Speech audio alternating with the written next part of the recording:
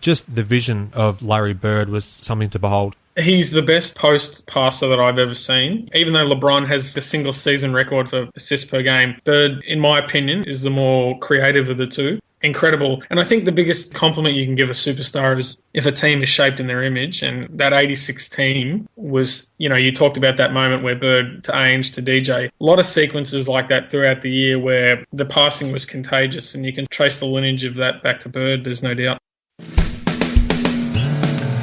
And you are in Australia right now. You're talking NBA basketball. You're talking great teams. You're talking great individual players. Takes it off, and there's number 23, and of course Johnny goes nuts. We're all getting goosebumps thinking about it now. I just tried to go out there and play my game. I have no idea what you're talking about, Adam. I don't like anybody. I'm not a people person. Strand, you made the pass, yes. Christian, can you catch the ball? Yes. All the stars were aligned and all the muscles fired at the right time, and I was able to get off the ground and throw one down. I was saving that as a surprise for you. And now, introducing your host for In All Airness, Adam Ryan. Welcome to episode 44. Thanks for joining me. My website, inallairness.com. Just add a / and the episode number to view show notes. In this episode, I welcome back a great mate of mine, Todd Spear. We chat about one of the most memorable games in NBA history, April 20, 1986, Chicago at Boston. Michael Jordan set the record, one that still stands as I record this in March of 2014, for most points in a single playoff game.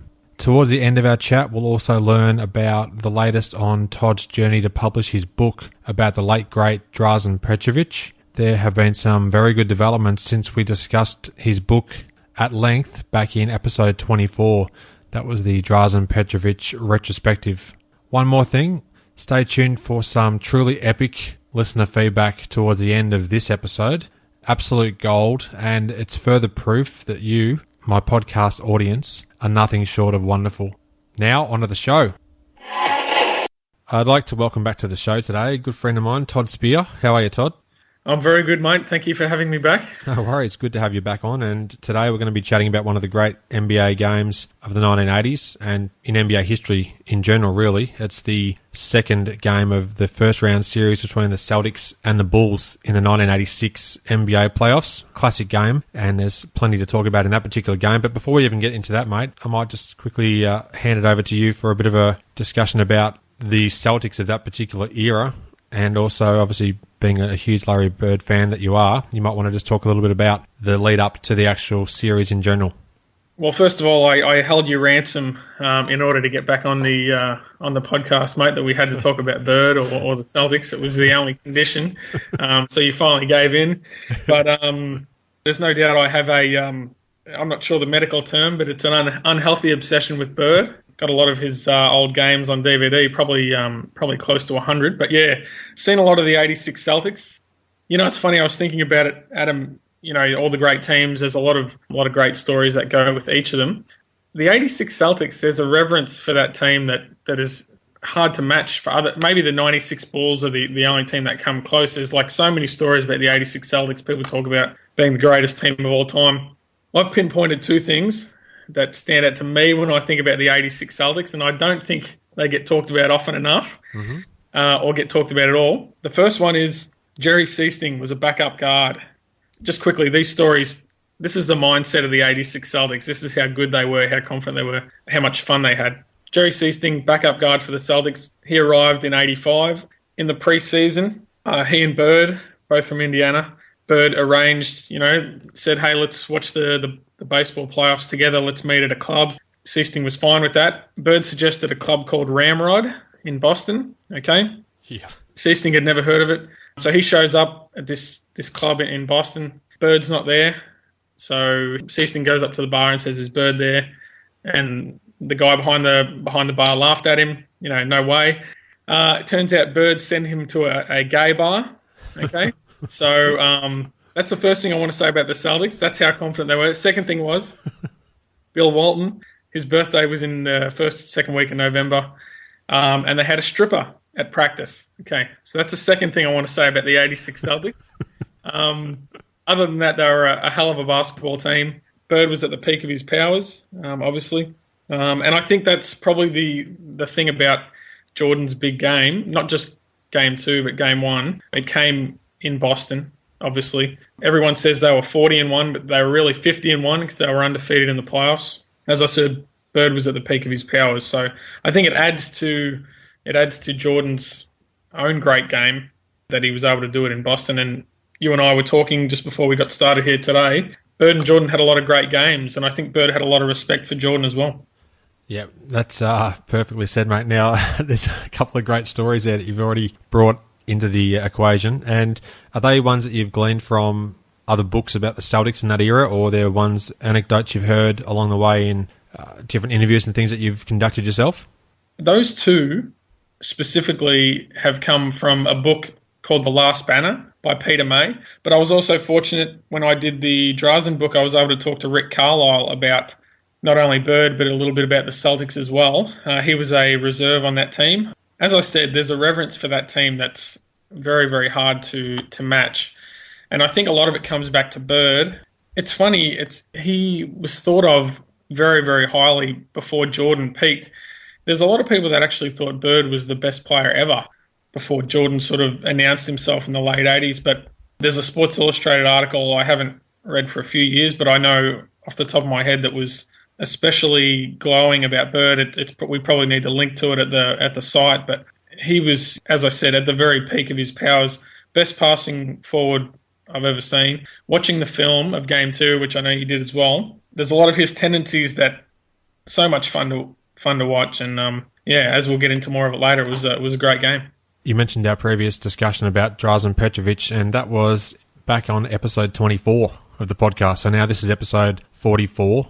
And in the show notes as well, I will include a link to that conversation as well. And maybe towards the end of this chat, we might just update listeners as to the progress on the current work that you're doing behind the scenes to get that book about Drazen Petrovic up and running, mate, if you don't mind. Yeah, that'd be great, mate. That's no problem. Awesome. So, yeah, great things there about Larry Bird. 1986 season, the Boston Celtics was 67-15, incredible record. And as you said, at home in the regular season, they were 40-1. And the Chicago Bulls just scraped into the playoffs. They were 30-52. And I think at that time it was the worst record that got a team into the playoffs since the Bulls franchise did so in 1968, I think it was from memory. So really two ends of the extreme there with Boston, the number 1 seed, and the Bulls, number 8 seed. And of course, Jordan missed 64 games of the regular season with his broken foot. He broke his foot against the Warriors in the 3rd game of the regular season and came back just towards the end of the season itself, and then worked himself up into the form that he actually ended up displaying in those first 3 games against Boston in the playoffs.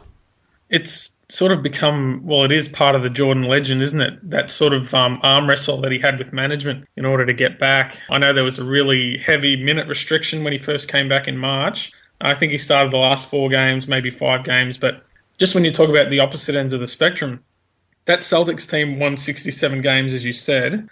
They should have won 70.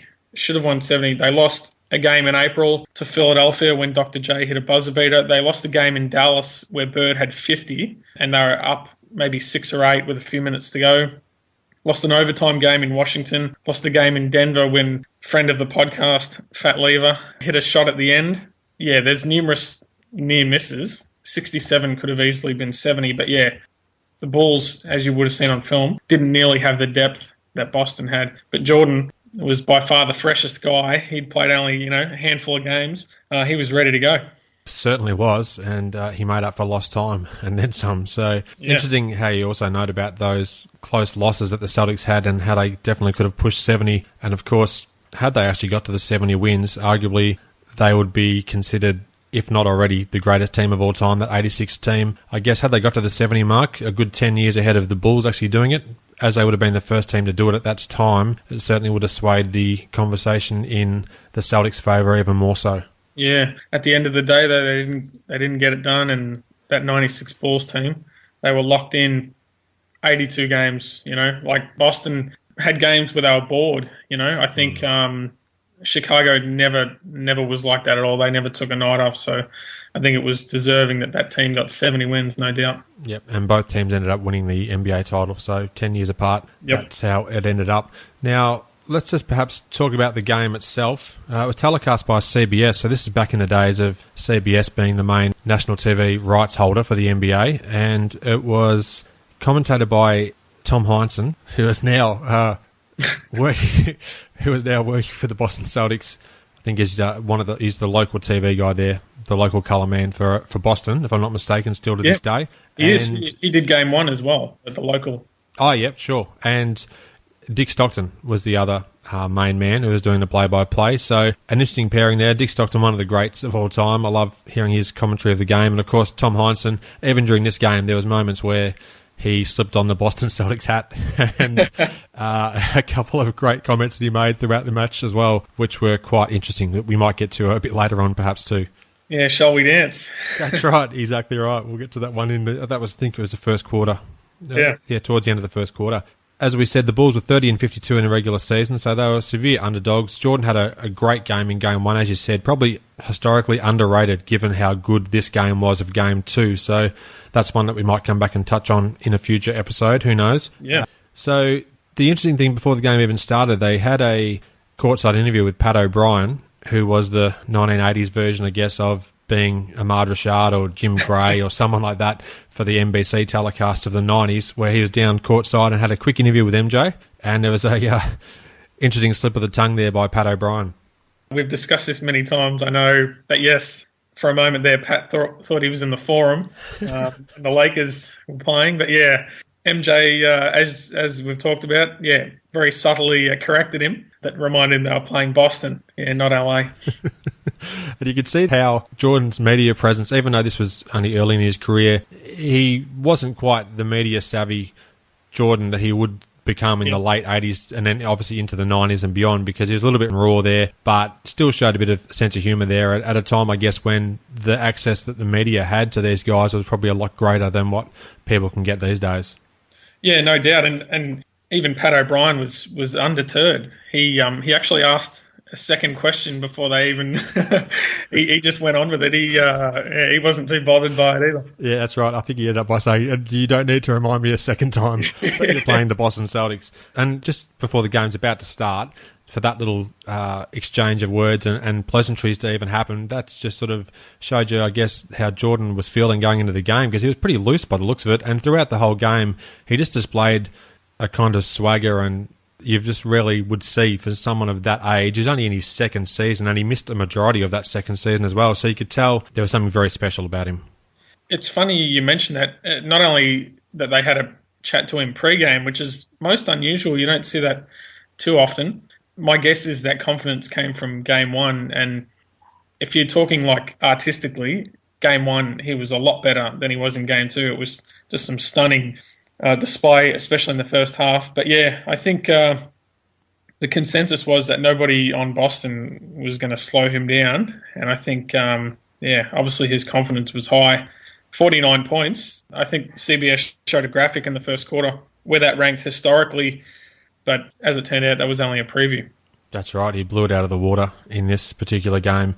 Now, the first quarter itself, the Bulls got off to a good start and they were out to an early lead.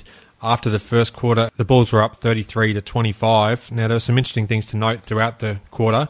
One of them particularly was that Larry Bird was scoreless. I think he was 0 for 5 in the first quarter itself. Jordan was quick to score, though, with his first basket. I think he took it strong to the hoop, and there was a goaltending call on the Chief, Robert Parrish.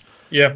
And then, again, you just started to see some of Jordan's athleticism just shine through, and he was just miles apart. Even though the Bulls had Orlando Woolridge, who was a really solid player back in the early to mid 1980s, he was a really athletic player. He still paled into comparison in terms of his athletic abilities beside a young Michael Jordan. Yeah, and obviously for future reference on Orlando Woolridge, look no further than Super Slams of the NBA, but that's probably a whole nother podcast. But, the thing I noticed about Jordan, he handled the ball in every possession. He was basically playing point guard as what Kyle Massey was off the ball. Biggest difference I noticed between Game 1 and 2, everything in Game 2, he started at the top and would attack. A lot of his stuff in Game 1 was from the baseline, and like in the second half, Boston was just sending help, and he slowed down considerably at the top. And the thing about 80s Jordan, he had that stutter step that where he'd have the ball in his right hand and his feet would just pitter-patter. DJ could not keep him in front. Yeah, very hard to send help to the top if a guy's dribbling, downhill. Jordan got off to a very, very quick start. I think, what did he have, 17 points in the first quarter? Yeah, he did. He had 17 points. And Dennis Johnson, as renowned as he was as a defender, and unfortunately, sadly, both Orlando Woolridge and Dennis Johnson have since passed away, which is quite sad in itself. But DJ was a great defender, and yet he ended up fouling out of the game, I think, in one of the overtime periods, but he did almost as much as anybody humanly could do to try and stop Jordan, and yet he had one of the all-time greatest scoring outbursts. Yeah, and DJ is a big, big favourite of mine. Love DJ. The thing about, in 86, Boston played LA twice in the regular season. DJ outplayed Magic by a considerable margin. He was a terrific, terrific player. Historically underrated, even though obviously he is highly rated. And once again, that adds to Jordan's performance. The fact that he was able to do that on DJ, which nobody did. I mean, that was, it sort of adds to the greatness. There was a play in the first quarter, actually, just talking about Jordan's own brilliance. The move on Bird where he put the ball between his legs 3 times. That was great defense by Bird. He kept him in front. He got his hand up. That's just how good Jordan was. That was a great play. And that's obviously a famous play they show in all the clips. I think that sort of set the tempo for the rest of the day. Yeah, it did. And Jordan got off to a quick start with his scoring, and then midway through the quarter he became more of a facilitator and was trying to get his teammates a bit more involved. For Boston, Kevin McHale started really well. He was just banging the ball down in low and posting up on Dave Corzine, and I think McHale had 3 quick buckets. He had 6 points in the first few minutes of the game. He was dominating against Corzine. And also we had a rookie, Charles Oakley, on the Bulls out of Virginia Union. And you could just tell straight away, just by the mannerisms of Oakley, even back then, he really didn't change much throughout his career in terms of his persona and just the fact that he just loved to sort of get a bit of niggle with people. And he just tried to... No, I don't know. What am I trying to say? He tried to push the rules of the game as much as he could. He certainly did get under the skin of a lot of players, and just that's how he was his whole career, which is great to see even as a rookie. Yeah, I think it says a lot. A guy from a small school playing on national television against the best front line ever, he certainly did not shy away. He certainly wasn't intimidated by it. His body type, even then, very strong, barrel chest. The biggest thing, though, that was the thing between Boston and Chicago at that point, or Boston and everybody. The front line, it was just too big of a mismatch. Nobody could match up with McHale. I think, Oakley, I think he was guarding Parrish early on, and there's just too big a difference in size there. But Oakley, it's easy to forget that he started in Chicago. Obviously, Horace Grant replaced him later on, but had 3 really good years in Chicago statistically, and I know he was a enforcer for Jordan. Jordan was pretty upset when they traded him. Yeah, he was indeed. And the only 7-footers that the Bulls had on that roster at that time, they had Mike Schmreck. He got a couple of minutes during the game, but not a whole lot. And then the other one was Jawan Oldham, who was injured at the time, and I think he was only a couple of games away from actually returning to the lineup. If the Bulls at least won a game, he may have came back from injured list, I think it was at that time as well. But so other than that, it was up to Dave Corzine, I think was 6'10", 6'11". And then you had other guys. George Gervin actually was one of the interesting players on the roster for the Bulls, along with Gene Banks, Sidney Green, then Kyle Macy, as you said, who sort of got restricted minutes towards the end of the game. It was more of the John Paxson time at that stage as well. So an interesting roster that certainly struggled throughout the regular season, but with the return of Jordan, I guess tried to bolster themselves and make one final push to get at least one victory in Boston. Yeah, and I found it strange that Stan Albuck only played Gervin maybe 4 minutes in the second quarter, and I think Heinsohn said something about it as well, how strange it was. I mean, you thought they could have used his offense, but at the same time, I'm not sure he could have helped much at the other end of the floor at that age. Yeah, interesting roster. The parts sort of don't fit, but easy to forget that Gervin played with Jordan. That's a lot of points between those two. Definitely. And interesting that on the date that we record this, Bill Simmons, the sports guy, has just released a podcast episode of the BS Report, and he speaks to George Gervin. That just came out today as we record this, so I'm yet to take a listen to it, but that's one I'll be certainly interested to hear. I think he was in his 13th season in the league in this 1986 season, so he was towards the tail end. But yeah, very interesting, and not a whole lot of people would know that Gervin and MJ were once teammates. Yeah, and I think maybe around that time, Jordan hosted was it Greatest Sports Legends with Gervin? Yeah, he did. I'm not sure if that was 87 or... Yeah, I think it might have been 87, because he'd gone overseas, Gervin, after Chicago.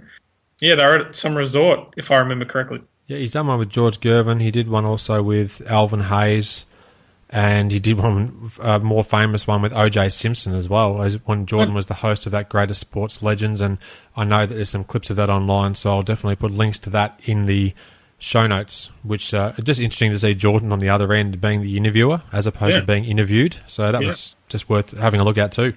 Yeah, and I think there's a nice moment near the end where Gervin tells Jordan how good it was to play with him. What an honour it was. So there was a nice moment. But as I said, very easy to forget that those two played together. I suppose Jordan was injured most of the year, so they didn't play too many games together. Yep, true. Now, one thing I did have down in my notes here was that even though Larry Bird didn't score in that first quarter, I just wrote how awesome a passer he was, and his vision on court was pretty much unparalleled. There was times where he was either double-teamed or dribbling up near the top of the key, and you could always see him just looking for that pass that he could try and sneak through, and at one stage he made a great pass to a cutting Danny Ainge, who went up to shoot, but it was almost blocked, dished it off to DJ, who then hit a jumper. But just the vision of Larry Bird was something to behold. He's the best post passer that I've ever seen, and even though LeBron has like the single season record for assists per game, Bird, in my opinion, is the more creative of the two. Incredible. And I think the biggest compliment you can give a superstar is if a team is shaped in their image, and that 86 team was, you talked about that moment where Bird to Ainge to DJ, a lot of sequences like that throughout the year where the passing was contagious, and you can sort of trace the lineage of that back to Bird, there's no doubt. Yep. Now, just the thing to note as well, when CBS came back from one of the ad breaks during the first quarter, they showed a couple of quick highlights from a Atlanta versus Detroit game, and one of them was Spud Webb for the Atlanta Hawks, who got up and had a massive rejection, but was actually called a goaltend at the time. Dick Stockton, his comment about Spud Webb when they showed his stats was, pretty good all-round game from Spud Webb. He had 19 points and 18 assists. Yeah, he almost went 20-20, but it was, didn't quite do it for Dickie. Yeah, that's right. So Atlanta went up 2-0. Yeah, Dick Stockton said, pretty good all-round game. That's quite an understatement, I would have thought. But I loved how they showed those sort of things from time to time when they came back from the ad breaks. And later on in the game, there was a quick segment where Tommy Heinsohn, although you couldn't see him on camera, he was asking some of the Celtics players how they could try and stop Jordan, and there was some really interesting responses and quite funny responses now, some 27 years later, that the players came out with as well about how to stop Jordan. Yeah, that esteem for Jordan was already there, even though, and probably a lot of that went back to his rookie year when he averaged 28. After game one, there was no doubt Jordan could get what he wanted. It's just a matter of whether, how close they were going to get to Boston. Just going back to Dick Stockton. Unusual commentator, in my opinion.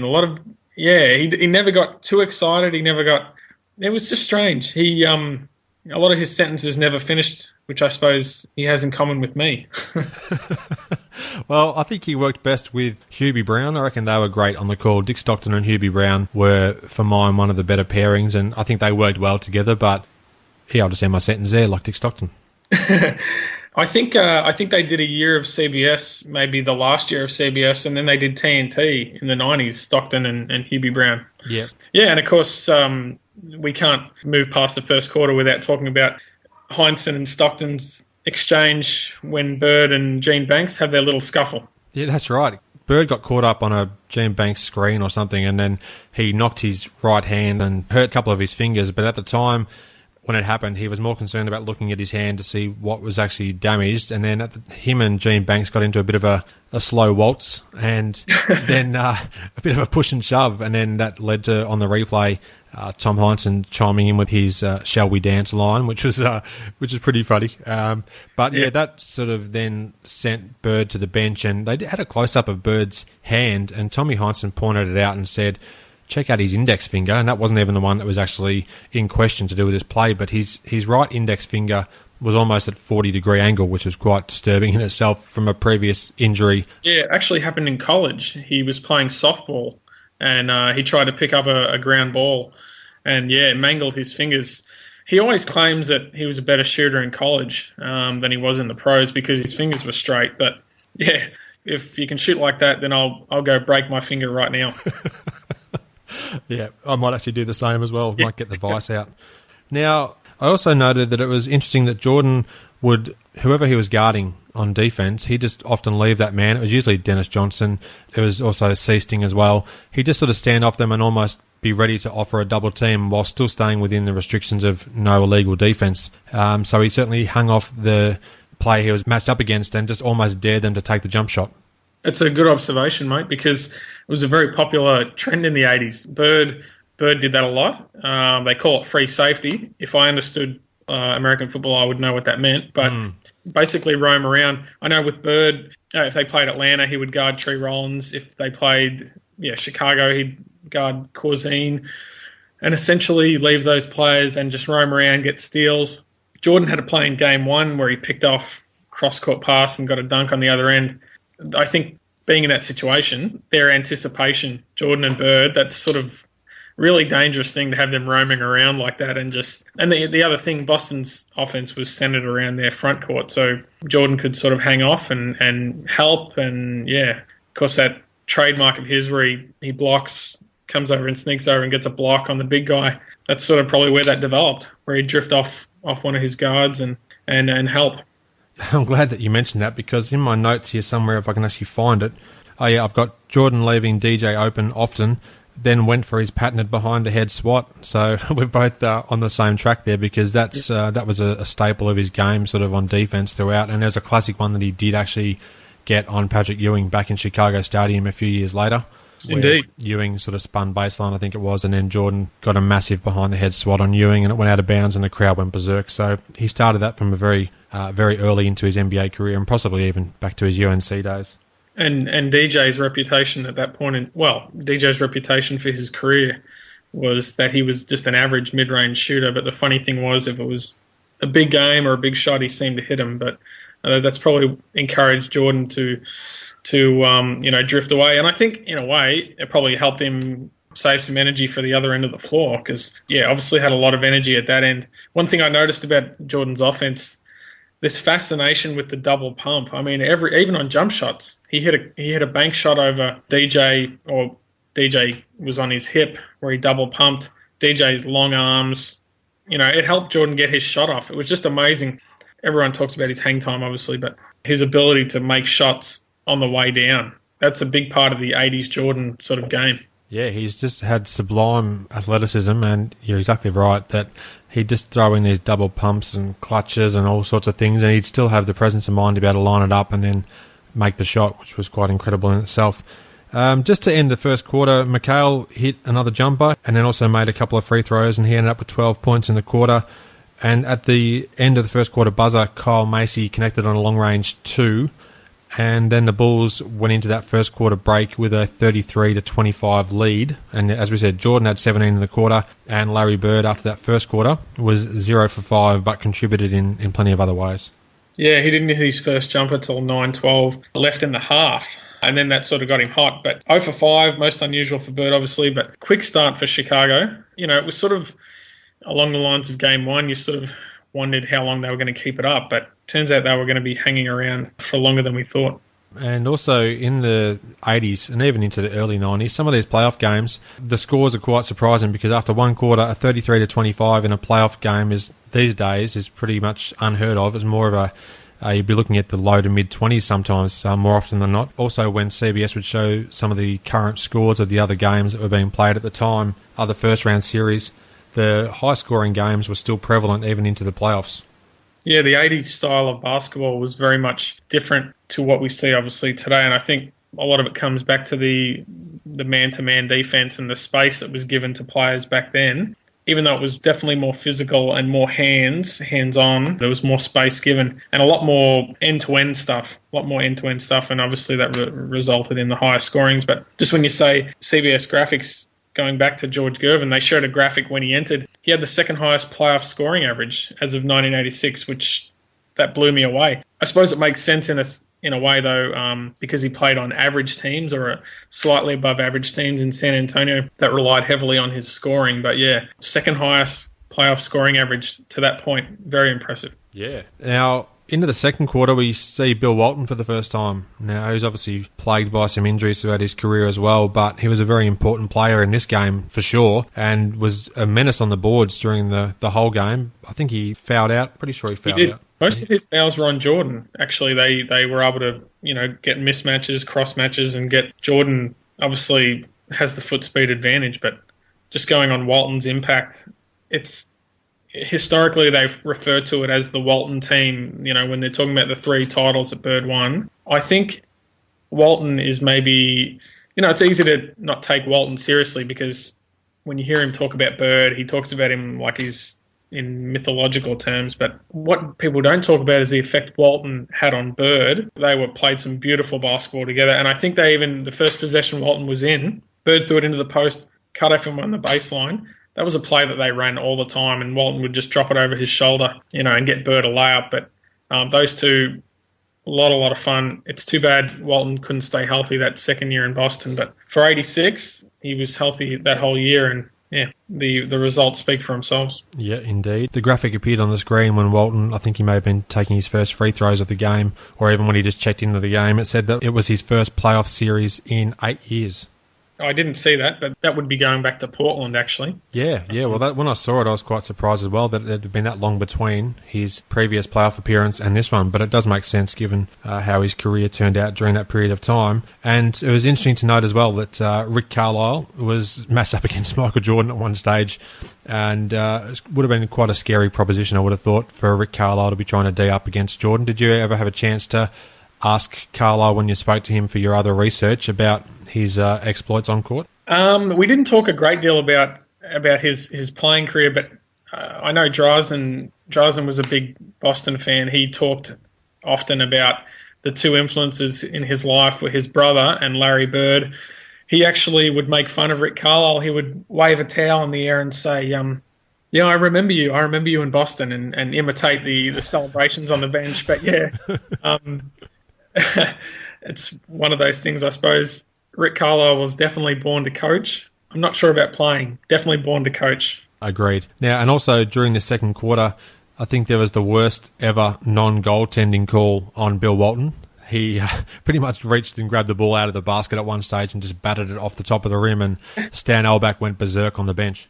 He did. Stan was quite active on the sideline, bobbing and weaving and jumping up and down. Yeah, he was. And Jordan's early career, he did have a few different coaches. He had Kevin Lockery his first year, and then that second season was Stan Elbach, and then from there, I guess, we got into it was the Doug Collins and Phil Jackson era. But he had a couple of coaches early on, and it was just interesting to see that he was quite involved right throughout the game and was clapping along and getting right into it, and it was actually good to see, sort of a precursor to, I guess, the sort of energy that Doug Collins would bring to the team also. I'd probably need to do a little further reading on it, but Lockery took Chicago to the playoffs, so I'm not sure what resulted in him leaving. Elbach takes him to the playoffs when Jordan misses 64 games. So if you really think about it, he only coached Jordan 21 times. I think his departure was related to the sort of challenge against management. He maybe played Jordan a little too much at the end of the year, but if that, in fact, was the reason, it was a pretty poor reason to get rid of him. Yeah, then Doug Collins for 3 years. So Phil Jackson was his 4th coach. So 4 coaches in 5 seasons. So a little bit of instability there in Chicago in the early days. There was, and I guess it would have been great to be a fly on the wall during some of the practice sessions and just to see how vocal and animated Jordan would have been in his first, second, third seasons. Obviously, we know about his competitive streak and his desire and will to win, which is non-negotiable and unsurpassed throughout his career and even since. So yeah, it would have been interesting to see how he would have gone in some of those practice sessions where he's going up against some of the second and third string players on the Bulls roster that happened to come throughout the first 4 or 5 years he was in the NBA. I know the anecdote, but I'm having trouble remembering whether it was Lockery or Doug Collins, but the story went that they were playing 5-on-5 in practice, and Jordan's team was up, 8-2, 8-4, something like that. And then the coach switched Jordan onto the other team, and it was 1st to 10. Of course, Jordan was upset, so pissed off that he then took the other team to 10. But yeah, I think that the competitiveness was evident from the very, very beginning. There's absolutely no doubt about it. I definitely remember the anecdote. I can't remember who the coach was either. I'm thinking it may have been Doug Collins, perhaps. Yeah, I want to say Doug Collins as well. But yeah, I know Lockery, especially early, was very, very enamoured with Jordan. And, of course, he coached Dr. J in the ABA, so he had some experience with once-in-a-generation player. But as we said, a bit of instability on those early balls. And, I mean, if you look at the roster, not a terrific roster, so he didn't have a great deal to work with early on. In that second quarter, the fouls started to add up. Robert Parrish and Bill Walton quickly racked up 3 fouls each. And a lot of the Celtics and even some of the Bulls would be plagued by foul trouble throughout the game, and that would be most evident come overtime and second overtime as well when some of these guys actually fouled out. But I've got here that in the second quarter, Jordan scored 6 more points, so he had 23 for the first half. Bird started to get into the game as well offensively. I think he may have had 12 points in that second quarter. He did. You know, very different. I want to keep hashing back to game one because game one was just, Jordan was incredible. He had just one burst after another. Game two, it was very incremental. It was a little bit at a time, even though he had 17 in the first quarter, which seems it is a great deal of points, but he was just adding little by little. To have 23 at a half, you look at it and say, wow, that's a huge half, but there was never any moment where it was like, my goodness, he's going to get 50, you know? It didn't appear that way early on. Yeah, that's true, actually. When you think about it, yeah, you didn't think straight from the outset, man, he's going to be lighting this one up. So, especially, I guess, with the second quarter scoring, inverted commas, only 6 points. Yeah. To then have 23 at the half, but still to get another 40 points from the second half and into the OTs, quite incredible. And I've also got just another comment here on my notes. Tom Heinsohn, I think at one stage, when they showed a replay of Bird, I think it was a pick and roll or something with Robert Parrish, or somehow he got to the basket, and then he said that Bird swooped in. The Chicago defense allowed Bird to swoop in. I'm not sure if that was a deliberate play on words or not, but I really enjoyed that. He either did it purposely or he had absolutely no idea that he did it. It was one or the other. No in between. No, exactly right. So is there anything else from that second quarter that you wanted to touch on? I mentioned that Bill Walton had a great first half, particularly on the boards, and he was a good impact player off the bench. Anything else you want to talk about there?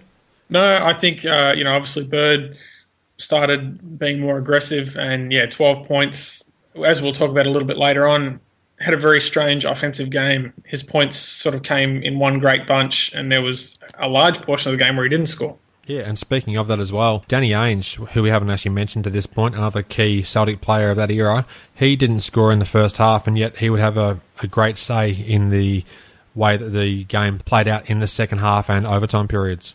There is something I want to add maybe later on about Ainge that was a strange catalyst for his big night. But yeah, he even spent a little bit of time on Jordan after DJ got in foul trouble, and he was pretty athletic, Ainge, in his time. So Boston had a few guys to throw at him, but probably not going to do a great deal to stop Jordan. Probably the best way to do it is to attack him on the other end, and I think DJ went for over 20 in the second half of game one, and then it was Ainge's turn to do it in game two. Indeed. Now, the second quarter ended, the Bulls were still ahead. It was 58-51, so they held a 7-point lead going into the halftime break.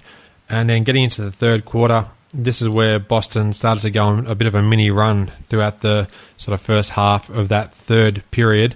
Jordan, he had 13 more points in that quarter, so he had 36 after 3, and the Bulls clung on to just a 3-point lead after Boston. It actually seemed like Boston fought back more than they actually did on the scoreboard. I think in terms of the momentum and the crowd getting into the game, that certainly is where it really happened in that third quarter, yet they couldn't quite gain the ascendancy on the scoreboard itself. Yeah, and watching the film, you can almost sense the mood changing. Boston did not take Chicago serious, and they thought they could turn it on. As the third quarter went on, it's sort of like, okay, they're hanging around, we sort of can't. It wasn't until late in the second overtime that they sort of put a run on them that finished Chicago. But yeah, you mentioned Jordan had 13. Bird had another 12 in the third. What struck me was just the pace that he played at. It was sort of his own comfortable pace. He was really fun to watch out of the post. Even saw a few left-handed shots, which in '86 was his new creation. Every summer he'd add something to his game, but '86 was sort of the year of his left-handed shot being born, and nice to see a couple of lefties go in there. I noticed also that his banter with Ainge, it was sort of a little bit of a it sort of predated the whole LeBron-Mario Chalmers thing. There was a point there where Bird was trying to post up and Ainge was parked in the corner on the same side of the floor, and yeah, it ended up being a broken play, but yeah, Bird barked at Danny Ainge pretty badly. I thought that was pretty revealing. Okay, I didn't actually notice that, and I did watch the game fairly closely, as evidenced by my 4 pages of notes almost, but didn't actually see the exchange, so I might have to go back and try and check that, but that's an interesting point to bring up for sure. Now, I've also got on here during the third quarter that Danny Ainge got teed up. He called it from 75 feet, Jake O'Donnell. That's right. I've actually got on here that he called it from 50 feet away, so you've gone one better. I've well and truly exaggerated it then. Well, I thought I was 50 feet, but Jake O'Donnell was another postcode away, and yet Ed Middleton was only about a metre away from Danny Ainge at the time. I think it was off a Jordan miss. Oakley tipped it in, and then Ainge showed his displeasure with the non-goaltend call, and yeah, that led to a technical foul being called on Danny Ainge, and MJ hit the technical free throw, and that brought up his 31st point, and that led to an interesting chant of BS from the Celtic faithful as well, which lasted for about 10 seconds. It's funny that you mention that because that was Jordan's 30th point, and he got it with 3 minutes to go in the third. So that sort of, you can compare it to the pace he was on in game one when he had 30 at halftime.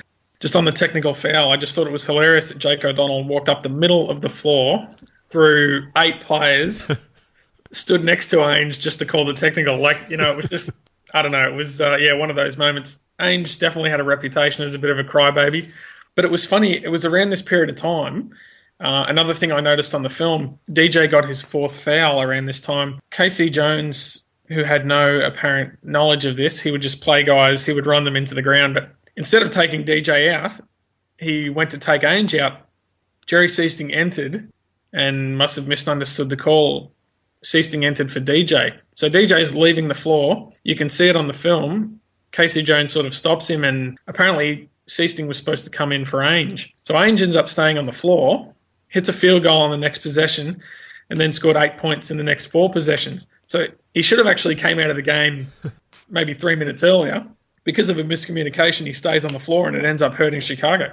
Quite fortuitous in the end there, and I didn't actually notice that little switch there as well, so keen eye there, mate. Well done. And I did an absolutely terrible job of telling the story, but thank you for that. That's all right. Now, whilst Ainge still remained on court, that's when this happened. Jordan put on an amazing series of moves against Ainge and then Bill Walton. And as you mentioned a little bit earlier, Walton picked up a number of fouls against Jordan, particularly. It was the 5th foul on Bill Walton, and Jordan made the basket and drew the foul, and that brought up his 34 points into that quarter. And I think he finished with another tough jumper later in that third quarter. So he ended up with 36 after 3. And the Bulls held on to that 3-point lead as we were entering into the fourth quarter. Just mentioning that Jordan shot over Walton, that was one of his best plays of the game, the spin dribble. Then when he got in the paint, obviously Walton was standing straight up. Jordan sort of shot it as he was falling to the ground. But the thing I noticed most was the reaction of the Boston bench. They were all sort of sitting forward. If you watch the replay, sitting forward watching. When he made the shot, they all sort of fell backwards. It's like a mini reaction to the sort of the Jordan shot. It was, yeah. If you see the film, go back and take a look. Yeah, I'll definitely have to check that one out. And I guess you've seen probably on the countless replays of this particular shot, Jordan's ridiculous hanging layup against the New Jersey Nets back in Chicago a year or two later. You could see the New Jersey bench in the background pretty much going into fits after Jordan hit that ridiculous hanging layup. Yeah, exactly. And I'm sure it happened numerous times. But it's always cool when you see the opposition team doing it. That's it. That's sort of giving major props, I guess, to the talent that someone can have who's on, in the same professional league as them, but in another league of their own, really, in terms of their ability. Into the fourth quarter, mate. It would go into overtime, of course, 2 overtimes, and the fourth quarter ended at 1-16 all, but we'll get to the very interesting circumstances behind how the overtime period came about, because I think if you were to poll some general NBA fans, they might actually not be aware of how the game actually went into that overtime period, but we'll get to that shortly. I've got that early in the fourth quarter, the shot clock was running down low, and then Larry Bird hit a 27-footer just by chance. It was right near the ball. It was dished off to him with about 2 seconds left on the 24, and he hit a massive 3, which got the crowd right into the game as well. My favourite shot of the game by far. It was about 2 possessions earlier. He'd hit a sort of a double clutch jumper from the elbow over Gene Banks, but this one, I actually took a photo of it with my phone, which I'll tweet, so my 8 followers can see that. Exactly. He stumbled out to the top of the key, sort of caught a pass, and the photo sort of captures how far out he was. The biggest thing I noticed, running back down the floor, the mullet was just flowing beautifully. It was really, really blowing in the breeze. Bit of Hollywood special effects. Mate, I've studied it very closely, the bird mullet. I would give it about an 8. The only time it was better was in the summertime. That summer he played in the Magic Midsummer Classic or whatever it was called. Yep. The mullet was just a beautiful, beautiful blonde with flowing in the breeze, mate. It was at its peak in '86. It was a lot like his game. Oh, I love it. And I think that Bird's mullet and John Paxson's moustache were vying for Sixth Man of the Year honours in 1986. Well, let me put it this way. I don't want to know what John was doing in his spare time, but I'm not sure what the point was. Well played. Now, I've got here that also after Bird connected on that long-range 3, that was Boston's first lead since effectively, I think, the first basket of the game when they were up 2-0. Now, early into the fourth quarter, Dennis Johnson picked up his 5th foul, and then MJ converted on a couple of free throws to give him 38 points for the game. And then a bit of a heat check here from Jordan. He hit a rainbow over Danny Ainge and Larry Bird off the glass, if you don't mind, from straight in front, which brought up his 40th point as well. So that's sort of a fair indication that pretty much everything was going right for MJ. Very difficult to bank a shot in from the top. But yes, and it just illustrated not only the fact he could get difficult shots off, he could make difficult shots. And speaking of, and this is part of the reason why this was a good game to pick. A lot of things get forgotten behind Jordan's 63, but Mikhail hit a shot laying on his back. Corzine was face down in the paint, and Mikhail fell on top of him, picked it up, instantly shot it, which had the presence of mind to do it, made it. And the biggest thing, that Dick Stockton's voice reached a very unusual pitch when he said Mikhail. You'll have to go back to the film, but it really had everything. What else could we ask for? That was a fantastic play that followed on behind Jordan's shot, and Mikhail's was a circus shot if there ever was one. It was one for the record books, and Tommy Heinsohn actually was livid that there was no foul called. Yeah, and as I actually wrote this down, Heinsohn, of course, wanted a foul on Corzine, who was face down on the floor. That says it all. I've got similar notes scribbled saying Tommy wanted a foul on the play with 2 exclamation marks. I was going to say, I don't think either of us are surprised, but yes, that probably sums up Tommy's analysis. Yeah, it was great. And then at another stage during the game, in this time when he was commentating about the Bulls, after Jordan forced a driving layup, which missed quite badly, the ball got back into the Bulls' possession, and then Kyle Macy put up a 3-pointer for no apparent reason. And then a few seconds later, Tommy Heinsohn said, that was unnecessary. Which I thought was a highlight of the commentary as well. Kyle Macy was, watching him and his movements and sort of his place in the Bulls' offense, he was basically John Paxson before Paxson, even though they were there together. You know what I mean? Those guys seemed to play well with Jordan, didn't they? Guys that didn't need to handle the ball a lot, guys who could shoot from the outside, Yeah, they just seemed to work well with Jordan. Yeah, for sure. Macy had more minutes earlier in the game, at least from memory he did, and then towards the end of the game it was certainly more John Paxson that was taking over the load there. I think Paxson was in his 2nd season at that stage, and Macy was in his 5th year. And Paxson obviously became a very important teammate of Jordan's that would last right through to the 1993 season. So he obviously earned the trust and respect of Jordan, which, of course, that was ultimately topped off, I guess, in 1993 in Game 6 of the finals. Absolutely correct. Also, yeah, Paxson got most of the stretch run in this game as well. A couple of interesting moments for me. I noticed Jordan got knocked down by Walton one time and Bird helped him up. Watched a lot of Bird in the 80s. He never helped anyone up. I think that's told me a lot, that he respected Jordan enough to help him up, which may not seem like a big deal, but I think it does. The other thing I noticed about Bird, he had 34 points with 6:30 to go in the 4th. So if you go back a little bit, you remember he didn't score till 3 minutes into the 2nd. So in 27 game minutes, he had 34 points. If you're looking at the other 31 minutes of the game, he had 2 points.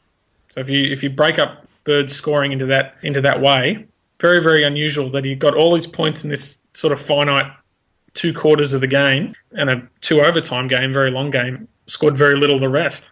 Yeah, that's a great point, and that's exactly the reason why I've got you on the podcast, mate. You have delved deep into the stat lines, and that's the sort of stuff I love, and I'm sure that as a listener, they'd love to hear that sort of stuff too. So good work indeed there, Mr. Spear.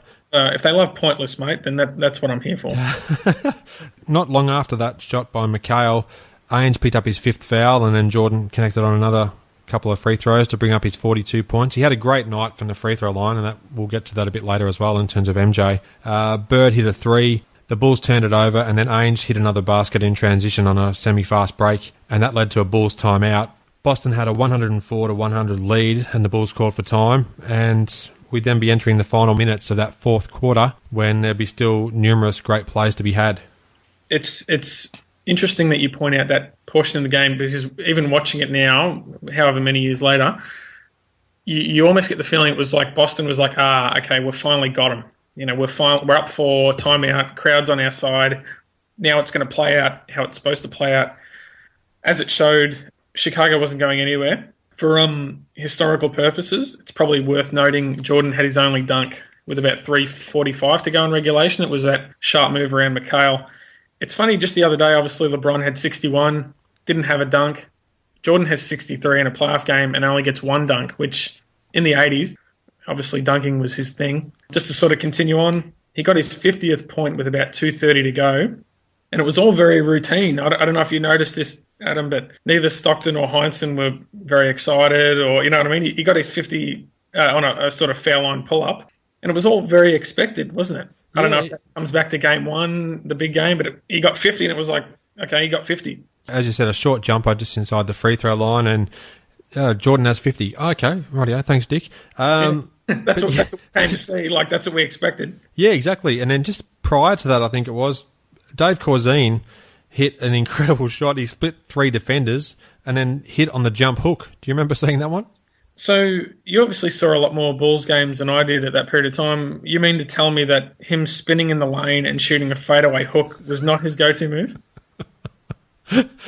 He somehow gathered the loose ball in amongst 3 defenders and then just hit a spinning jump hook off the glass. And I think most people were surprised with the fact that he actually got it to go in. And then just after that, though, more interestingly, I'm not sure if you noticed this, you probably would have, Dennis Johnson and Charles Oakley got into a little bit of a under the basket mini trash talk face-to-face, and I think Jake O'Donnell might have been just watching from very close by and pretty much just waved it off and didn't really give much to it.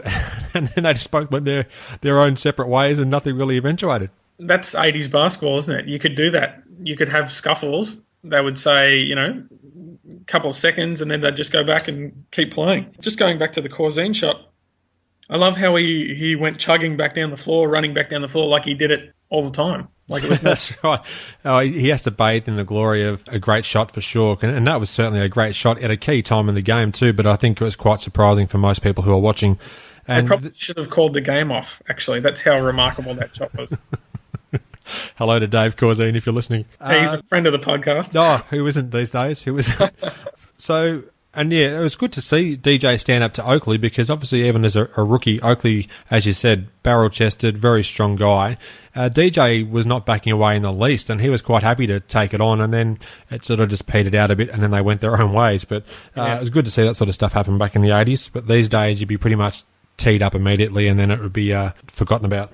Exactly. DJ, very tough guy. Very, very tough guy. But yeah, great sequence. And that's the thing, you saw that a lot during that period of time. You know, guys, you know, that was part of the game. That was part of the, you know, part of the setup back then that you could have those moments and even probably a little bit more, and then you just keep playing. Yep. Now, after Jordan hit his 50th point, that gave the Bulls the 111-110 lead. He then hit on another pull-up jumper, and that gave him 52 points for the night. I think they've got just under a minute to go at this stage. And then Danny Ainge made a really smart play where he went up for the jump shot, but then he saw Kevin McHale right near the rim and pretty much turned it into a mini alley-oop of sorts. That gave Boston a 116-113 lead. That was a really smart play by Ainge. It was certainly the classic white boy alley-oop, you know, jump shot turned into sort of unconventional pass. Certainly doesn't finish with a dunk. I think that was the point in time. I think Boston went up by 3, maybe 45 seconds to go, and it was sort of like, okay, you know, this is, now it's going to play out the way you expect it. And I sort of keep making that point because even watching the film now, you get that feeling like, oh, okay, this is where Boston is supposed to win. But what came next was, in my opinion, the most remarkable play that Jordan made in the game. So Boston was up 2 with the ball. They had, maybe 30 seconds to go, so they had a little bit extra time than the shot clock. Bird fired up a shot out of a double team, which was not a high percentage shot, but he made, throughout his career, a lot of unconventional, difficult shots. The ball back rimmed. Parrish had perfect position for the offensive rebound. As I said, this is Jordan's best play of the game. Parrish grabbed the rebound. Jordan immediately poked it out of his hand, and the ball was picked up by Oakley. If Parrish gets that rebound with 10 seconds to go, Chicago's got a foul, already down 2, can go down 4. Jordan basically gave them an extra possession and a chance to tie, which historically was critical. Great observation, and you're exactly right. He just was an incredible defender. He was always a menace on defense anyhow, just given his athletic ability in itself, but he had a great instinct for that sort of stuff, and he did it continually throughout his career. And of course, in 1988, he'd win the Defensive Player of the Year, so only a couple of years later, but he was already showing these great instincts, and as you said, that was a really crucial play, and arguably one of the greatest players of the game in terms of Jordan, even scoring aside. Very subtle as well, but you used the right word, instinct. That anticipation was basically who else is going to make that play on Chicago. And like I said, Parrish grabs the board, they got a foul. He's a very good free throw shooter, so that could have been the game right there. Jordan finishes with, 52, and we just talk about what a great game it was, but it's still got a few more levels to go, obviously. It has indeed. Now, the Bulls called timeout. When they inbounded the ball, Jordan caught the ball back at three-quarter court. Then he dribbled the ball down to the three-point line. He put a fake on Dennis Johnson, and then he launched a three-point shot. And depending on who you ask, he was either bailed out by the refs or he was fouled by Kevin McHale on a 3. Now, back at this stage, there was no 3 shots for being fouled in the act of a three-point attempt. Regulation had ended, so as the ball hit the rim, pretty much the time had gone down to 0. So there's no time left. A foul's called. The Boston crowd are pretty much stunned, and Jordan has a chance to tie the game and send it into OT by making 2 free throws where no other players are lined up on either side of the key. So a really incredible finish to the game that I still don't even think is actually remembered that much, even to this day. People remember the 63 points, the double overtime, but I don't think they really remember the actual ending to the game, which set up the overtime period. That's exactly the point. The 63 points, in the end, all the details of the game have been sacrificed, and that's one of the many things that happened in this game that are forgotten. My instant thought, exactly like you, was today he would get 3 free throws on that foul. They showed a replay from under the basket at the same end, and what I didn't notice initially was Jordan almost fumbled the ball before shooting. The ball sort of bobbled in his hands a little bit, quickly gathered himself because DJ went flying past. There's no doubt in my mind that McHale fouled him. He was running sort of hard at him and sort of ran through him a little bit. But then it was very dramatic. Historically, you think of Jordan's clutch plays and you think of the game-winning shots, but 2 free throws in the most difficult building in the world, no time on the clock, down 2. There's literally no room for error. First free throw almost bounced out. Mm-hmm. Second one was a swish, and I just love the fist pump afterwards. That was just pure Jordan. The fist pump afterwards. It was great. It was a great play. Yeah, I loved it. Absolutely loved it. For the naysayers who didn't think it was a foul, a young Hugh Hollins was watching on TV, I'm sure, somewhere in America. He was taking notes, Hugh, at the time. I remember clearly. A bit of a sly reference there to 1994 Bulls-Knicks. But anyhow, I can't let that go 20 years later. No, that's okay, mate. You'll never let it go. No. So deal with it. No, I'm going to die with that. That's for sure. So, Jordan hit those massive, just clutch free throws. And I don't really think you can compare that to anything else that's sort of happened in terms of importance in terms of NBA playoffs since. In 1987, I want to say, Rolando Blackman hit 2 free throws in an All-Star game after time had ended to force overtime, but it's a completely different scenario, an All-Star game compared to the playoff series as well, of course. And really, if you break it down even further, when you're taking a shot at the end of a game, you've got one chance to make or miss. It was actually 2 clutch shots. If you miss the first one, it's done. It's over. Mm. You make the first one, you've got a second one, and the stakes are exactly the same. You miss again, you're done. There was no room for error at all. Very underrated play, clutch play in Jordan's history of clutch plays. Absolutely. Now, Dick Stockton got a bit caught up in the moment with one of his pieces of commentary too, just leading up to the final foul call. Which was most unlike Dick. Exactly. He said something along the lines of, Mikhail can't believe it, a foul on Michael Jordan from 8 feet beyond the three-point line. If Jordan was 8 feet behind the line, then I would love Stockton to measure what Ainge's technical foul distance was, because he was dead on the line. By the way, great shot of Mikhail's armpits when he was very upset at the call, had his hands on his head. And that's a famous shot that made a lot of the home videos. Yeah, it did. That's where he's in utter disbelief at the foul call. I'd say that Jake O'Donnell would have been at least in the Boston Central Business District at the time of the foul call on Danny Ainge for that tech foul, if that's the case, based on that distance. And this is not an actual quote, I'm just making this up, but Mikhail was saying, I only ran through him, nearly killed him. How was that a foul? Imagine social media these days if that sort of stuff happened, because there's instant outcry on Twitter for virtually the most minute things that happen, but to be able to watch this unfold and then have social media, that would be very interesting in itself, but obviously, just a pipe dream in 1986. Exactly, yeah, and you couldn't even begin to imagine. No. Now, that headed into overtime. Jordan made the clutch free throws. It was absolutely pumped, understandably so. After the game ended at a tie of 116 all, the overtime period, both teams scored 9 points and would finish overtime at 125 apiece. Jordan scored 5 more points in the overtime period, so he had 59 at the close of the first overtime. He started off the OT period with a long-range 2, and that tied Bob Love, who was the then Bulls record holder for the all-time points scored. And Orlando Woolridge, who had a rather ordinary game in terms of field goal percentage, he came through and hit a jumper in the lane to give the Bulls a lead by 1 point with a little bit over 2 minutes to go in the period. Is there anything in particular from that overtime you'd like to touch on, mate? Just when you mentioned the Bob Love record, I came to the realisation this morning looking through the game log, it was actually Jordan's first career 50-point game, which he had, I think his high was 49 as a rookie. I'm not sure what his high was in the regular season of 86, but he'd never had 50 in a game before, which, I was a little bit shocked at. Bob Love's record would have been regular season, I'm assuming, but the thing is, I noticed he hit that jumper on the baseline over DJ, which got him his 6th foul, and once again, the fist pump. I mean, he was into it. By that point, I mean, his high 50s in Boston, it was on. Yeah, it was fantastic to watch, and exactly as you said, DJ picked up his 6th foul. When Jordan made the free throw, that brought him up to the 59 points. So at this stage, he was only 2 points shy of Elgin Baylor's all-time single-game playoff scoring record of 61. This is where DJ was replaced by Jerry Seasting.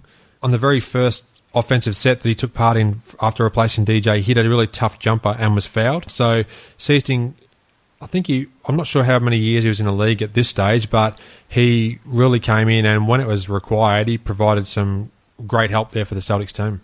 And he's sort of a player that's destined to be forgotten. Obviously, he was on a great team, but he did those sorts of things very frequently. He was a good outside shooter. I know he had a few moments in the 87 playoffs where he was critical. I think it was game 1 of the 87 conference finals when Danny Ainge was hurt, because Ainge got hurt in game 7 of the Milwaukee series. He defended Isaiah Thomas very, very well, Seasting. And he was sort of an irritant. He would get under players' skin. Obviously, he had that famous fight with Ralph Sampson in game 5 of the finals in 86. But he was a good player. Certainly not a great player. He was good at what he did. He was tough, make outside shots. And like you said, first possession came in, immediately made an impact. That sort of goes back to the depth of Boston, and Chicago obviously didn't have it, but Boston had that sort of thing in spades. Yeah. They did, and I'm just looking now at basketballreference.com, my handy guide that I wouldn't do an episode without researching from. Jerry Seasting was in his 5th season out of Purdue, so he was a 5-year veteran at that stage, but yeah, he came in and provided some clutch plays when they were really required in that overtime session for sure. Actually, he was an Indiana native, and he went to he was maybe a year or two younger than Bird, went to a big high school in Indiana and apparently loved to make fun of Bird, who went to a small school. And, no one took Bird seriously in high school, and Seasting would love to remind him about that. Just another random fact, Steve Alford, who was a great college player, his idol was Jerry Seasting. So there you go. Okay, I didn't know that about Steve Alford. I know he was a great player at Indiana, I'm pretty sure he played for in college. But, mate, you're just dropping knowledge left, right and centre today. As I said, mate, if it's pointless, that is my specialty. Just one other thing I noticed. Jordan on the right side of the floor, Boston could not guard him. There was a possession with a minute to go in the overtime. They finally forced him left, and he turned the ball over. Like, I'm not saying that would happen every time he went left, but it's funny how the strategy, you see the games today, there's so much sophistication to the defense. There was less sophistication back then. They weren't any less of defensive players, but there was different. You would have thought maybe, okay, let's force him left once in a while. But Jordan got right to the right side of the floor with such regularity. If you think back to all the points he scored in this game, most of them were on the right side of the floor. Again, mate, you've absolutely nailed it. And, yeah, this is sort of in an era where I guess most of the teams, if not all the teams, would have had, like, video coordinators, I'm sure, that would have queued up all the VHS tapes and whatnot to show some of the players' tendencies. But you'd think, the scouting report would be try and force him left, or at least vary it up a bit and not give him what he actually wants, and that's mostly to go right. And if any of those video coordinators from the 80s teams are listening to the podcast, just send us a private message, mate. We'd love to love to speak to you. No doubt about that at all. Love to get our hands on some of those games for sure on the old VHS tapes. Just under a minute left in the first overtime period, and after a Jordan turnover, Parrish got fouled. He hit the first free throw, and then the Bulls called a timeout to try and ice him a bit. At this stage, the Bulls were up by 1 point. It was 123 to 122. Parrish would then make the second free throw after the timeout, so the scores were tied again at 123. Under 30 seconds left in the overtime period, Orlando Woolridge off a missed shot. Dave Corzine stepped up again and had a huge tip-in, and that gave the Bulls a 2-point lead with only 22 seconds left. Yeah, as I said, Chicago was not going anywhere. It's a shame that they had such a poor defensive possession on the next possession. Ainge caught a pass from McHale and got an easy lap. And, of course, it all led to the final Chicago possession. And wouldn't it be funny, historically, how different things would be if Jordan had have made this shot? He made so many difficult shots. One of the best looks he had all night. Left elbow, jump shot, really good look. Straight as an arrow. We had a perfect, look at it from the CBS camera. Back rim. Could have been the game winner. Second loss in Boston for the year. It just major shot, historically overlooked. It's too bad he missed. Yeah, went off the back of the rim, as you said, and they struggled getting the ball to Jordan to begin with. I think Corzine even advanced the ball over half court, which was a bit of a scary moment for the Bulls, I'm sure. They may have drawn it up that way. No, I'm just kidding. Well, if you ask Dave, he'll probably say that's the case, and good luck to him if he does. I'd be saying the same thing too. But yeah, he got the ball over mid-court and then sort of lobbed it over a couple of Boston defenders. And as you said, MJ caught the ball, took one dribble, hit the back iron, but that could have been a huge shot at that stage. Larry Bird got the rebound. I think there was 2 or 3 seconds left at that stage. The scores were tied at 125, and that led to one final play in overtime where Larry could have been the hero, but didn't quite, although he went very close to hitting a monster 3 at the buzzer. A very similar shot to the one he made near the start of the fourth quarter, but yeah, one dribble, and he even back rimmed it. Like, it was damn close. We're talking an inch, and that's in. Had no trouble with the distance. Yeah, second overtime we go. Yep, indeed. Now it's 125 all as we head into that second OT. And early on, just under 4 minutes to go in the period, Bird hit about a 16-footer, and that gave him his final 2 points of the game. So that would be his 36th point. He'd rack up, and then Boston had a 2-point lead. Orlando Woolridge and Jerry Seasting, they traded a pair of buckets, and Boston kept that 2-point lead with about 3 minutes to go. Dave Corzine stepped up again and hit another tough fadeaway. But points were called off because he travelled. And then furiously ran his fingers through his hair afterwards. He did. I thought he was going to pull his hair out. He did. I think that was probably the most reaction he might have showed during his career. And interestingly, I think he was, and Dick Stockton probably even alluded to it in the call, but Dave Corzine, rightly or wrongly, was a much maligned player for the Bulls, particularly when he was back home in front of the Chicago crowd. I'm not exactly sure what led to that being the case, but maybe it was his demeanour, or I'm not entirely sure. The fans might have expected more out of him, but he hit a really tough fadeaway, but unfortunately it was waved off. And watching it back a couple of times, I didn't really even notice where the travel was. It was a pretty tough call against Corzine. The officiating, let's be honest, for the whole game was interesting to say the least. I think DJ had one foul where he stripped Jordan from behind and got called for a foul. travelling calls in the 80s were different. Charging calls in the 80s were different. Yeah, I agree. I didn't see the travel either. And I've made light of Corzine's contribution, but look, he stayed within his limitations. He was a serviceable player, there's no doubt about it. But obviously, yeah, they needed an upgrade at that position moving on if they were going to get better. But hey, he had a few moments in this game where, that we'll remember. He did, and well done to Dave Corzine there. Now, following this, then, Ainge hit an open jump shot off some great Celtics ball movement, and that gave the Celts a 4-point lead, 131 to 127, and we're now under 2 minutes left in the second overtime. That then led to Jordan hitting his jump shot, which then tied Elgin Baylor's all-time record. He was pretty quiet the first 3 minutes of that second overtime. He tied the record, and then which led to the famous across the lane jumper with about 1:12 to go. Yeah, that was the most iconic moment when he came off the left wing and then dribbled to the middle and then hit that shot. Now, also, I'm just going to throw in some shameless self-promotion here. Episode 34 of the podcast, I chatted with former Celtics photographer, long-time photographer, Steve Lepovsky. That was episode 34. There'll be a link to that in the show notes. Now, he captured the only known image of Jordan's jumper that brought up that record when he scored his 63rd point. We talk about that in the episode as well, and it's really a great conversation, so I definitely urge you to check that out if you haven't already heard that. He talks about the story behind taking that photograph, which allegedly is the only one that actually exists from that particular play. I would not doubt it. I can't recall ever seeing a photo of it. And as a matter of fact, NBA Entertainment always used the same angle when replaying it as well, from the opposite end of the floor, the opposite baseline. So as famous a shot as it is, yeah, now that you mention it, can't think of a photo. Just one other thing, Dick Stockton, I don't know, he didn't really capture the moment, did he? He said 63 points and you're looking at an all-time record.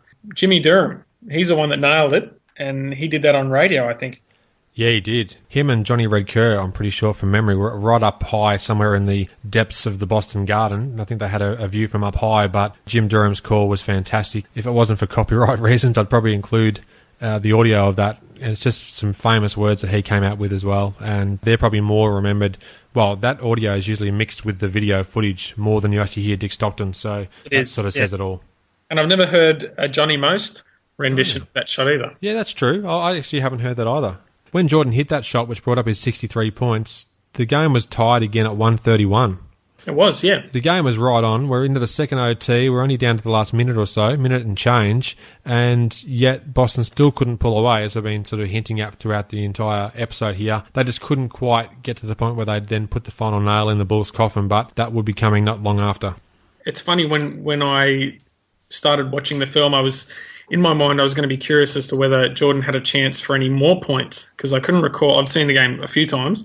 He actually missed a foul line jumper with 30 seconds to go over McHale that would have given him 65. So he had one more chance to add points. As it turned out, his 63rd point was the last score Chicago would have. Yep. The final 4 points for Boston came from a Jerry Seasting jump shot with about 52 seconds left. They gave him a 2-point lead. Then Robert Parrish hit a baseline jumper with about 9 seconds left. A really pivotal shot, which then gave them the 4-point margin. Orlando Woolridge airballed a final 3-point attempt with about 4 seconds left. The Celtics inbounded the ball back to Larry Bird, and then he wasn't fouled. They just let the clock run out. So that brought an end to the game. Celtics would hang on to win the game 135 to 131 in double OT. A great game overall, some fantastic stat lines around, and one of the most iconic and referenced games in NBA playoff history. In regards to the Parrish shot, came off a pick and roll with Bird, and historically I can't think of two guys 6'9" and above who ran a pick and roll, and they used to run it a lot. Matter of fact, this is very random, but my favourite Bird-Parrish pick and roll was like on the first few possessions of Game 7 of the 87 Conference Finals, and Parrish dunked it. I always thought it was a great way to start a Game 7. It was a very reliable tandem. Obviously, Bird and McHale were a great tandem. Bird and Parrish were a very great tandem as well. And it was that basket that it finally happened with, there was, what you said, 9 seconds to go. They're up 4. They'd finally beaten them, and you could sort of see the reaction of the crowd where it was just, okay, finally got them. Great effort by the Bulls, obviously, to take the best home team in NBA history to 2 overtimes. It says probably more about Jordan than anything else. Definitely an iconic game. Somewhat forgotten details. Well worth a look if anyone can find a copy. The copy I watched was on my deluxe edition of the Ultimate Jordan pack, where it includes some of his best games. So I watched the broadcast from that, but I know it does exist in plenty of trading circles as well for DVD collectors. Yeah, really interesting game. Plenty of things to talk about, as we have for about the last 4 hours. And basically, the only thing left to talk about was that Bird said it was God disguised as Michael Jordan, and that sort of immortalized the game, especially for the writers who are going to write about the game. For Bird to use a quote that powerful was the final touch on the game. And even though Jordan was a great, great player beforehand, that really was his true arrival into not superstar status, but that elite level. My goodness, there's not too many guys like this ever. That was sort of the game that put him in that level. Perfectly said, and I think the fact that he also broke that scoring record, the all-time scoring record as well, in Boston Garden as only a second-year player, having missed a majority of that second season due to a broken foot, it just speaks volumes about what he was going to do in terms of making a real big impact on the NBA in the years to come, as we know he obviously did. Indeed.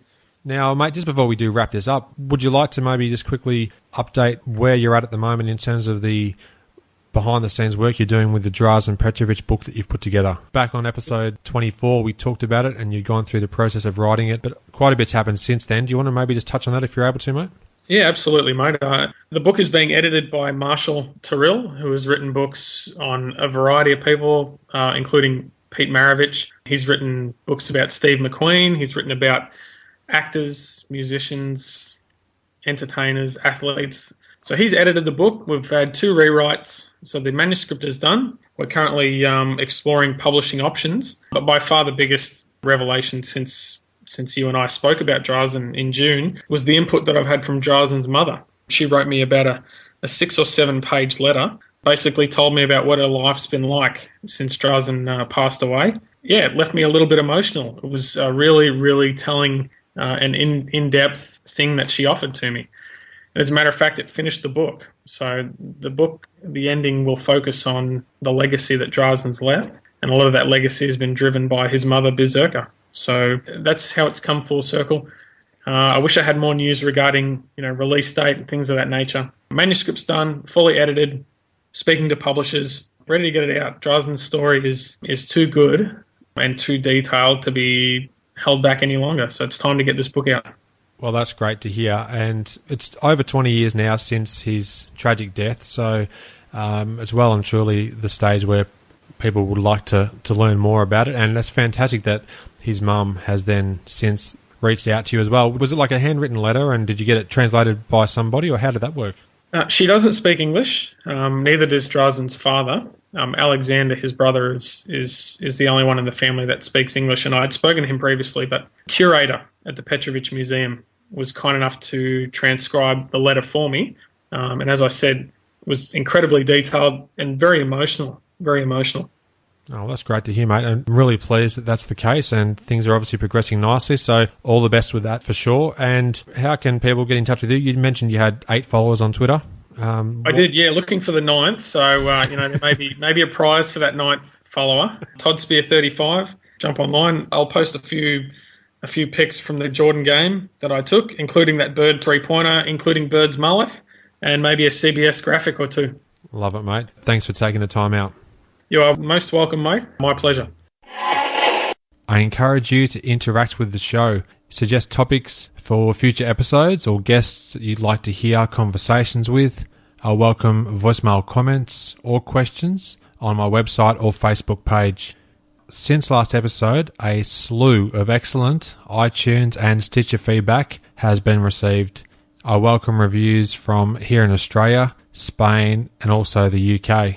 Thanks to 3 fellow Aussies, Josh Liston, Josh L48, 2 different Joshes there, and Paul Lacars. Paul is in Australia, but his iTunes comments appear in the UK store. Each added some wonderful iTunes reviews.